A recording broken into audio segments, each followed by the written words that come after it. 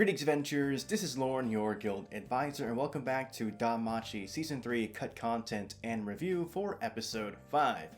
Now, let me preface this video by just saying that I may come off as negative at times, but I'll do my best to try and see the positivity in this, but this personally, as a light novel reader, was kind of a downer episode, especially when just considering like some of the quality of the episode. We'll get into that. Anyway, I know I said last week that I would try to get that like complete cuts and changes video for volume 9 like targeted for this week. Unfortunately, that did not happen. I like setting myself up for failure for some reason because like episode Freya came out this week as well, and I'm still working on that. And then of course I had to make sure I read enough to make this video. So a lot of stuff is happening, and I apologize for that, but I will do my best to get out that cuts and changes video for volume 9 when I can. But as per usual, these cut content and review episodes will continue being consistent on a weekly basis. So as long as you're caught up on that, you won't be missing too much in the way of like what the cut content is. Those cuts and changes videos that cover like a single volume and how it's adapted into the anime is simply just like a big mega video of all the things that were skipped in the anime, but without like enforcing my opinion of like the actual episode itself. And if you do notice that the camera quality is a bit better, it's because I got a new phone. Right now it's not really a phone because I'm currently working with Verizon to get the SIM card to work properly, but yeah. OnePlus 7T camera quality right now. And that again adds to the ever increasing pile of my stress. But anyway, let's get into the episode itself. So with episode 5, we are covering again volume 10 of the light novel. This is really the turning point of the arc. The next episodes should be something to behold if JC staff does it justice. But anyway, this covers about 78 pages worth of the light novel, but last week I did say they skipped over a certain scene so they could end the episode on a cliffhanger, which is that trap that Eclipse Familia laid in the dungeon for the Xenos. And the scene they skipped remained skipped to my bewilderment, but we'll go over that when the time comes to address it. But we begin the episode back into that trap by Eclipse Familia. After Ordo's death, the fight begins between the Xenos and the Hunters, and to my surprise, they actually finally animated Cliff the Griffin flying. And also to my surprise, they kept him being struck down by a magic spell, and as soon as he hits the ground, the Hunters skewer him with spears, like 4 of them. Like, I'm surprised they actually kept that in. Now let's get into the fight between Foe and Dix. And again, like I keep mentioning this from past episodes, and it just keeps happening. Maybe it's a me problem, but like every time there's like a fight scene in DanMachi and there's supposed to be like this surprise attack, the way they animate it, it's not a surprise attack. I mentioned this in episode 3 with the fight between Lido and Bell, where Bell's just standing there charging Argonaut and Lido like just lets Bell punch him. And then in episode 4 where Gran like comes from like 20 feet away from the side and then just hits Ordo straight in half. And then we come to here where Dix like straight up like flips over Foe and then taunts Foe, and Foe literally turns around in the scene. He turns around and looks at Dix, and then like the next few seconds Dix is like running his mouth and then running up to Foe, and when he punctures Foe from behind, Foe is like not looking at Dix anymore, and like that transition between Foe looking back at Dix and then you see Foe getting punctured and just looking straight away from Dix. It doesn't make any sense to me. That's not how the scene went down in the light novel. Like what happens there, it's like Dix just casually walks up to Foe, and then Foe like tries to strike down on Dix, and he just casually swipes Foe's strike to the side with a spear, slips in, gets behind him into his blind spot, and then punctures Foe from behind like in all one swift movement. But before Foe can gank the spear out of his body, Dix continues to make the spear go up and then just like tears his torso, and then Foe falls to the ground. And you have that scene with Wine crying over Foe. But before that happens, like again, I mentioned that last week they they didn't show Ordo like reaching out to Wine. A very similar thing happens here in the light novel, where Foe, like in his dying breaths, looks to Wine and tries to hold out his hand to her, and then he dies, and then that's when Wine comes in and then cries over his body. And the anime does show Wine crying over his body. It's an emotional scene for her because everyone else around her is like getting defeated. And then Dix knocks Wine out, and then the anime cuts to a different scene, which is like the morning after for Hestia Familia. Now the light novel just continues this scene from that point, with Wine being knocked out, and transitions into the stuff with Ranye, but we'll do it like the anime does it. But in the light novel, Belle wakes up and everyone's preparing for breakfast. And the way they portray this in anime, like they skip like the whole waking up stuff, they skip the preparation, but the way they portray this scene in the anime is kind of confusing to me. Like, why would you adapt it this way? Because they portray it in a way that it's like, it's only Belle that feels sad about the Zeno situation, and then you see everyone else around the table and they're all looking at Belle, like Belle's the one that's concerned about what happened, and then everyone else is just concerned about Belle. And that's the way it seems like it's portrayed in the anime. In the light novel, of course, like, but before even the meal, Haruhime accidentally sets out an extra plate where Wine would be. Like, you can tell that they're all shaken by what just happened.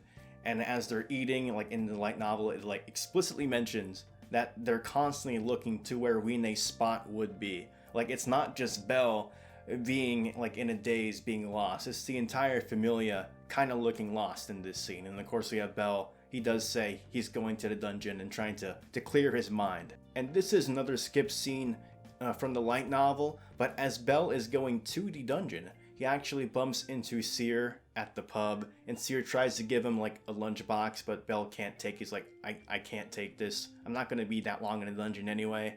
And Seer can tell that Belle is shaken, and she tries to like cast this like magic spell, being all cute and trying to get Belle to smile. And she makes a reference to the orphanage that was skipped in season 2. And if you watch my cut content video for volume 8, or if you just watch my before you watch DanMachi season 3 video, you'll know about the orphanage. But that's mentioned. And it's also noted that Ryu is looking at Belle at this moment.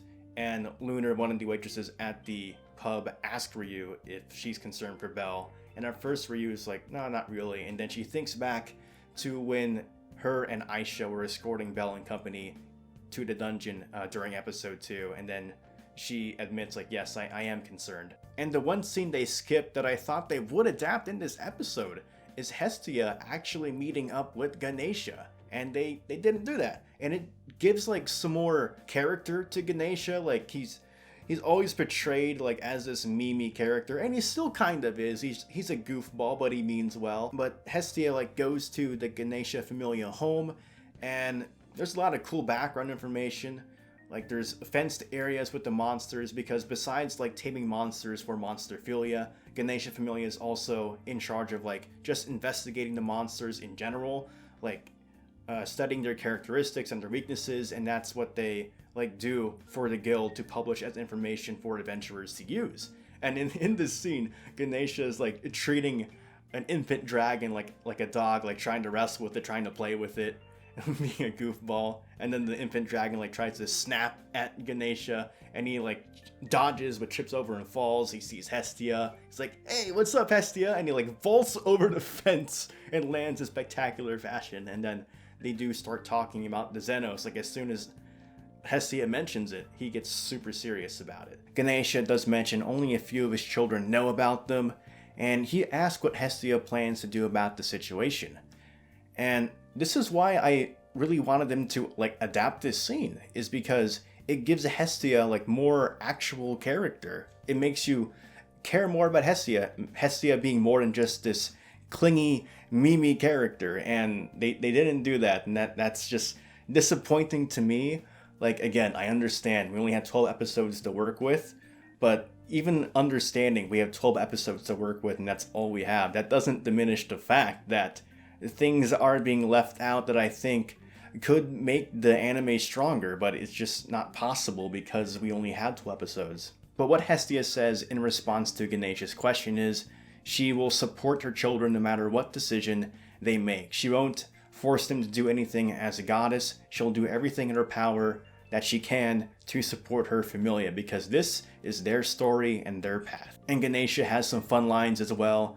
He says, if the Xenos do not desire bloodshed and do want to coexist peacefully, then he'll stop being a god of the masses and instead become Neo-Ganesha, god of all beings for people and monsters. And Hestia actually makes the remark that, hey Ganesha, for the first time I actually think that you were kinda cool. But now we go back to the trap in the dungeon. Everyone's pretty much knocked unconscious. Ranier is like the only one that's able to do anything right now, and in the light novel it's described that like all her arms and legs are broken.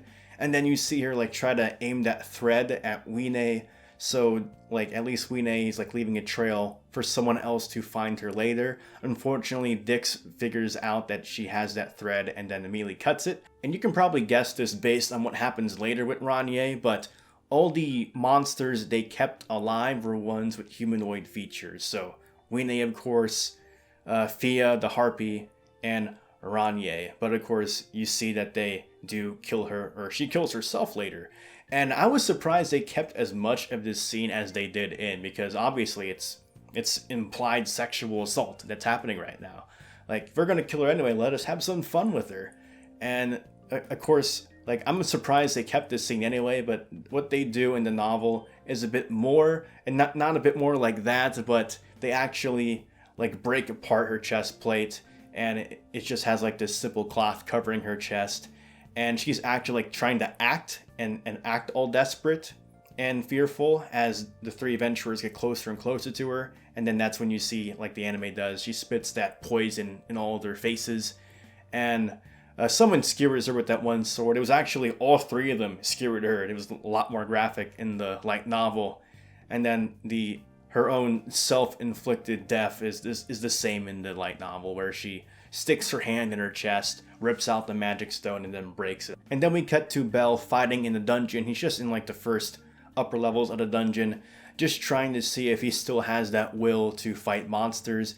And he fights a lot more monsters in the light novel, but they do get the main message across in the anime. Like, you see, he's just continuously dodging the monster, and it takes a while for him to finally put the instincts on to actually kill the monster. And then in the light novel, it shows that there's like a drop item, like a goblin fang, because he killed a goblin, but he's not able to like actually loot the monster. And as he's walking back up to the surface, there's like a lot of adventurers that do notice him, because he is starting to get very famous in Aurario, because he is like the fastest person to level 2 and 3. He won the war game. He's the little rookie. And then he bumps into Eyes, and Fells is watching them. And the reason why Fells is watching him isn't necessarily because he's stalking Bell, but Fells is pretty much using his Oculus to see where Iculus Familia is, because throughout this entire time, they have not come out of the dungeon. So, of course, in the episode, Oranos and Fells guess that maybe there's another entrance to the dungeon they do not know about, because nothing else would explain how Iculus Familia is able to come to the surface and then sell off these monsters when Fells has never once noticed them coming out of the tower. And to explain how the oculi work, Fells can only make them in sets of 2 at the moment, so one person has one oculi and then the other oculi is somewhere else. So there's one between Fells and Leto, and they can both like communicate like what they can hear and see. And that's part of what makes Gross so angry, because he actually saw and heard what happened with Ranier's team and Wine. He heard and saw all of that, so of course he's extremely enraged about the situation. And they do condense the conversation between Gross and Leto pretty well. I think it's easily conveyed that Gross is really angry and Leto is like trying to calm everyone down. But of course, this isn't really a situation where you can keep calm because of what just transpired.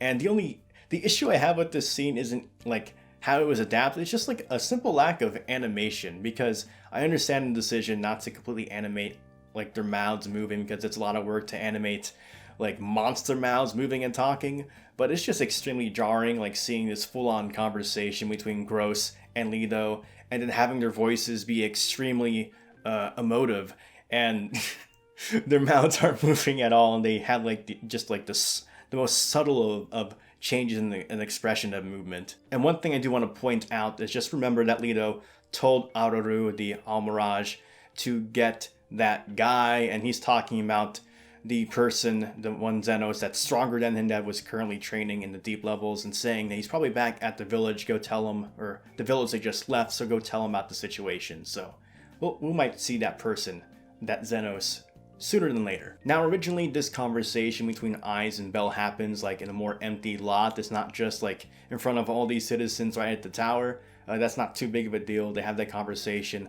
Bell asks Eyes, like, how would you feel about monsters that could feel, have emotions? And then Eyes, like, without really much of hesitation, just flat out says, if a monster were to make someone cry, I wouldn't hesitate to kill them. And that's just like a big shock to Bell. Like, that this is his idol, basically denying everything that Bell is having doubts about. And maybe the anime could have been a bit more creative with the visuals being used to express like this conversation between Bell and Eyes and the impact it had on Bell.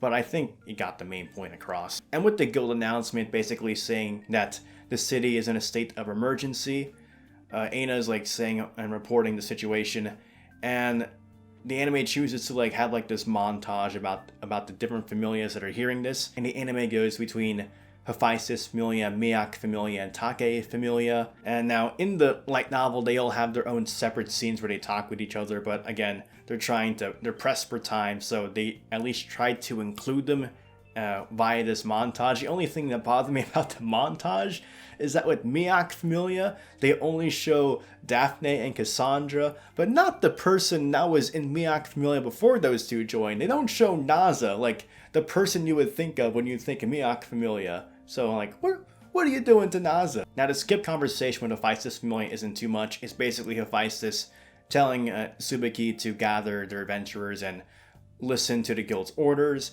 And then this scene with Take familia is him recognizing that the citizens of Rario are probably like very scared and have anxiety about the situation. So he tells his members to go out and calm the citizens down. And then the Miak familia one's a bit more fun, because Daphne is like, they're probably not going to call our familia, we're too small. And then Cassandra is having those visions and like complaining about them. And this time she says, there was a big black monster. And that may or may not be important later. And when Uranos is talking to Royman about his blessings still being there, that's him reassuring that his blessings, the prayers that keep the dungeon at bay, that keep monsters from coming out to the dungeon, they're still in place, so the situation is not quite as dire as Royman might think it is. And here in this particular scene with Aina and Bell, I do want to point out like some weird visuals here, like the CG is kind of jarring, like having all those CG characters show up at the guild. But even more so is like one of the shots with Aina, like it seems like one of her eyes is drawn differently and bigger than the other, and there's another like side shot of Bell, and his head looks really weird. I think it's the hair that looks weird. I think that's what it is. But Bell definitely doesn't look like he's drawn quite on model. And they do skip a small scene of Ganesha just unwrapping a message from Fell's owl, just relaying orders to Ganesha familia. And then the Freya familia scene is not very different, but it's a lot bigger in the light novel. It's not just Otaro and Freya. The 4 level 5 members of the Bringar are there, the 4 Prums, the 1 Dark Elf, and the regular elf.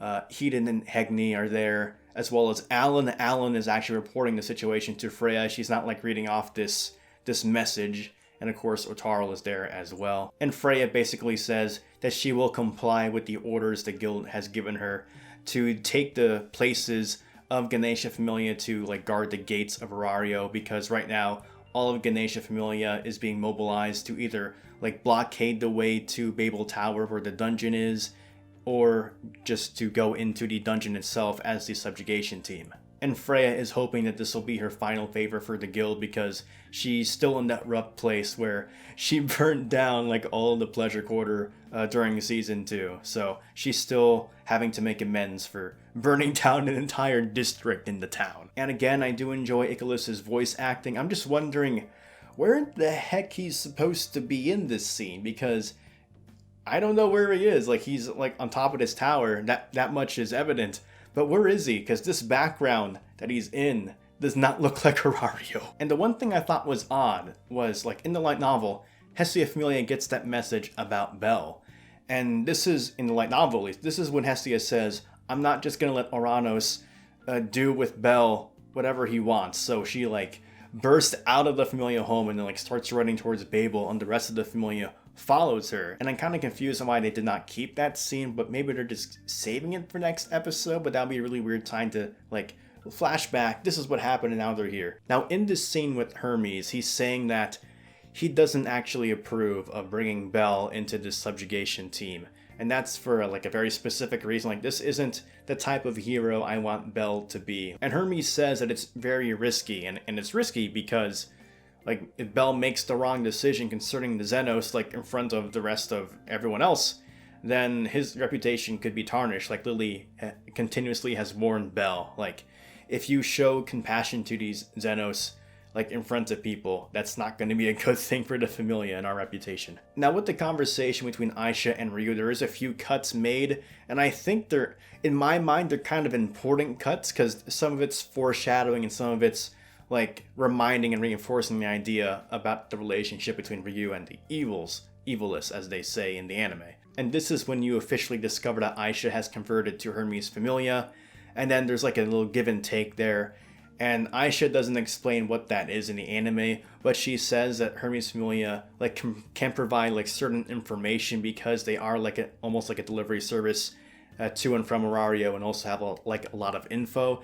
And she specifically mentions in the light novel that she's curious on if a certain stone were to enter Aurario again, she would want to be like one of the first people to know. And of course that's like related to her big sisterly-like appearance to Haruhime, and her being worried about another like killing stone being used, because two of them have been shipped out already. She destroyed the first one and then Bel destroyed the second one, so if another one were to appear, she wants to know about it. And the thing that bothers me about Ryu in concern to the anime adaptation is that they don't show her having too much of a reaction to Aisha mentioning the evils. And the reason why this is so significant is, of course, the evils are very much related to how Ryu's Familia got destroyed 5 years ago. So of course Ryu is angry and still has like this vengeful spirit about the evils and does not like them. And in the light novel, it mentions like her eyes flare up and she curls her fist when that happens. Like she's mad when she hears that name. And you don't sense that at all in the anime. And Ryu does question how they're going to get like past the blockade to Babel, and then Aisha's like, oh, don't worry, Osfi's got it covered. And both Seer and Mia, the owner of the pub, actually do hear this conversation, because there's like a little gap behind the pub and in the alleyway that Ryu and Aisha are. And Mia complains that like Ryu isn't really fit to be a waitress with all this work she keeps skipping, and because she like is still clinging to this sense of justice from her old Familia. And I love lines like that because it's just like continuous teasing that at one point Ryu is no longer going to be working at the pub and maybe somehow be an adventurer again, like a true one. But Seer is basically asking Mia to overlook this absence of Ryu, and Mia is like, sure, whatever. It's not like we're going to get much work anyway because there's a state of emergency right now. No one's going to visit the pub. And they also skip a conversation among the Ganesha Familia members. Like, the anime just straight up, like, cuts to Shakti. And I don't think they even mention her name, but the blue-haired girl is Shakti, the level 5 captain of Ganesha Familia. But anyway, Ganesha Familia is having this conversation. Like, why do we have to tame the monsters? Isn't this like an emergency? Why do we have to tame them? And that's the conversation that Ilta is having, who's that red-haired Amazon. And then Ilby, the MC from the war game, like the guy that was doing all the announcements during the war game, part of the Ganesha Familia, he mentions that like maybe the guild like wants us to tame them because they are armed monsters, so maybe they're like a commodity and the guild wants to sell them. But Shakti does bring them in line, saying that this is the will of Ganesha. Ganesha said to follow the guild's orders, so that's what we're going to do. And I do like how they drew Shakti in the anime. She does look good. But another Ganesha Familia member was supposed to like walk up to Bel and basically tell him to not stand out, because right now Bel is outfitted to look like a supporter for Ganesha Familia. And the Ganesha Familia member also mentions to Bel that they're bringing him along because apparently Bel is supposed to be able to help them like determine what exactly happened in river, or at least that's the excuse that Aranos came up with. And with the way the episode ends, it's not exactly clear if they're gonna skip a scene that happens here or not, but they end the episode with Belle like having this determined face as they're looking to go into the dungeon. But as I mentioned earlier, Hestia Familia got that message that Belle was to be part of the subjugation team, and that's when Hestia like runs off to Babel along with the rest of Hestia Familia, and they do make it in time to see Belle off, and they can't like make it to him because Ganesha Familia is of course blockading other people from entering Babel besides the people that are ordered to. So Belle like has to silently communicate with them, and he makes this determined expression that's basically saying like, please let me go. And then Hestia makes eye contact with Belle, and she gives him a look that pretty much says, be careful. So there's Hestia like supporting Belle's decision. Like, she's not going to force Belle to stay.